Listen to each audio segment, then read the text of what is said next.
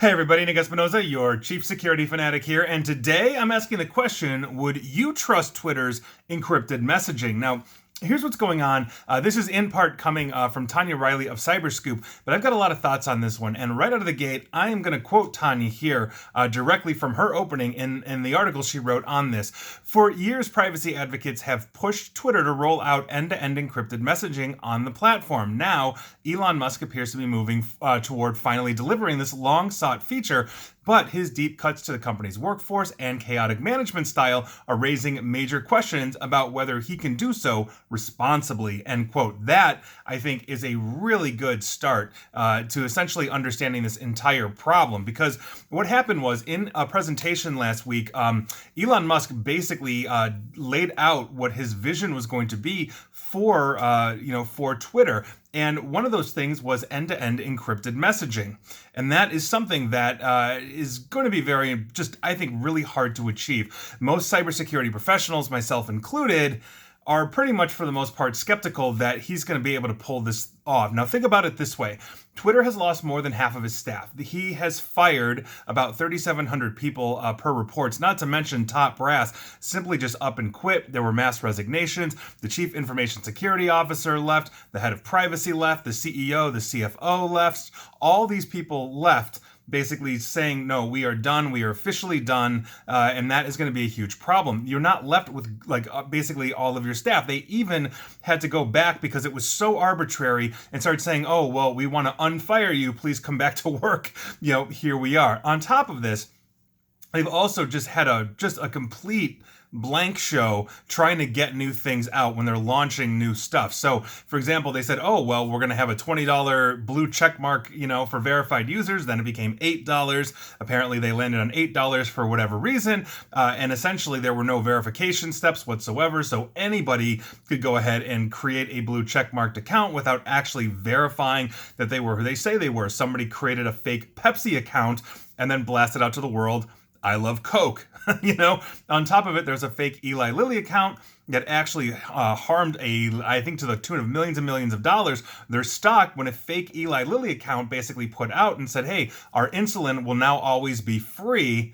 And obviously that caused a huge panic in their market. So these are the things that they've had a problem figuring out. On top of this, if you look at how difficult it is to really deploy end-to-end encryption, Facebook, now known as Meta, is still working on that, basically across all of their messaging platforms, meaning they say WhatsApp is secure with end-to-end. It's not. I'm going to talk about that in a second here, but they're trying to do that for Facebook Messenger and all of that. They have been spending 5 years trying to get that going, according to this article in Cyberscoop, and I do remember them talking about it quite some time ago, and I know that their messaging is still data mined very heavily by them, and that essentially is a huge thing that we are talking about, because they have not announced, Twitter has not announced a timeline for encrypting their direct messages and all of that, but I don't think it's going to be fully end-to-end encrypted in the same way that Facebook is. Understand the model essentially for social media. This is unlike Signal, for example, which we know is good end-to-end encrypted,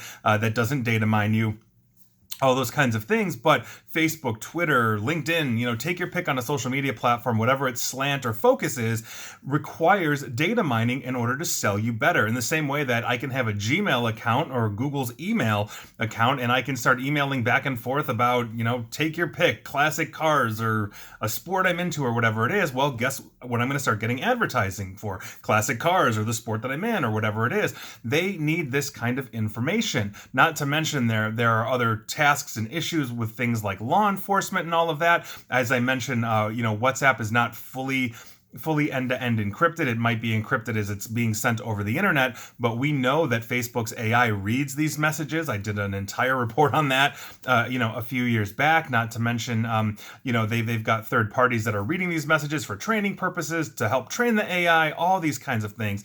It is a huge mess, and so no, this is a very difficult thing. Now, on top of this, recently, Twitter employees that left, especially their engineers, their infrastructure engineers, are saying this entire thing is basically like a house of sticks. It's built very, very hastily, very shabbily. This is a problem that a lot of large companies that exploded, meaning Twitter was a small platform with like 5 people, and now suddenly it's got a million, then 10 million, then hundreds of million, and on and on and on, where things just get Frankensteined into infrastructure, into code, into all of these things. And so unwinding all of that to harden that is going to be a very difficult process for any organization, not just Twitter. So I don't think at the end of the day, if they're able to roll this out, assuming Twitter lasts, for 5 years in its current state, and I don't think it will, to be perfectly honest, not that it's going to go away, but I wrote a whole article on that where I just think everybody's going to abandon it, that just doesn't want to, they don't want to use it anymore. I don't think it's going to matter. But the point is that if we are talking about end to end, and this is something that let's say Elon Musk is hyping in order to get people to come back to say, oh yes, he is serious about our privacy and all of that, I just don't think that's really going to be the case. I've also, for the record, taken a lot of flack from people online when I've criticized Elon Musk. I interviewed